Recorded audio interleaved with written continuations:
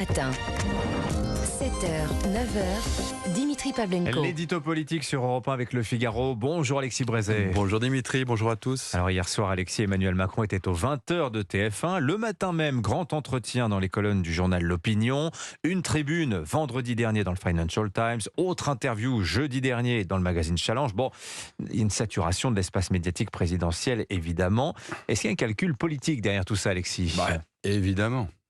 Et quand on se souvient qu'il fut un temps, c'est ancien il est vrai, où Emmanuel Macron théorisait la rareté de la parole présidentielle, où il dénonçait même la présidence bavarde, vous avez bien entendu, la présidence bavarde de François Hollande, cette frénésie d'interviews, mais aussi de discours, de déplacements est assez savoureuse, surtout qu'elle s'épanouit après la bataille des retraites, d'où Emmanuel Macron, même s'il était actif dans la coulisse, a apparu étrangement absent.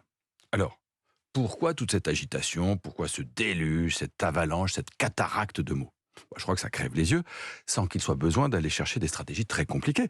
Vous savez, dans la vie politique, et sans doute dans la vie tout court, les gens ont toujours tendance à refaire ce qui leur a réussi. Or, par le passé, Emmanuel Macron s'est déjà tiré d'une situation politique épouvantable.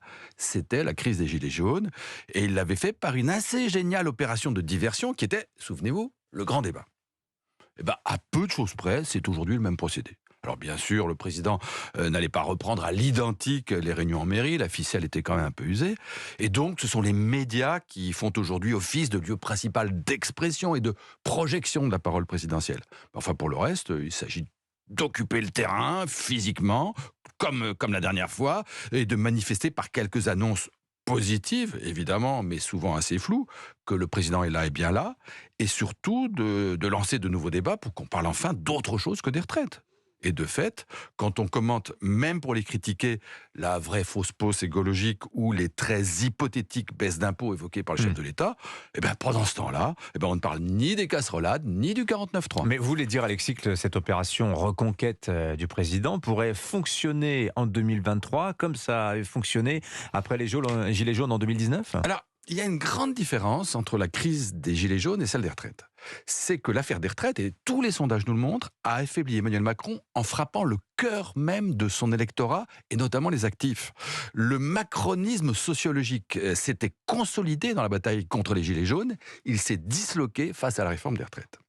Et là, il me semble, en considérant les principaux thèmes développés récemment par le chef de l'État, la réindustrialisation, la croissance, le travail, l'attractivité, la baisse des impôts, en considérant aussi les médias sollicités, Challenge, L'Opinion, le Financial Times, que c'est à cet électorat-là, rebaptisé classe moyenne pour les besoins de la cause, mais en fait très CSP+, que s'adresse en priorité Emmanuel Macron.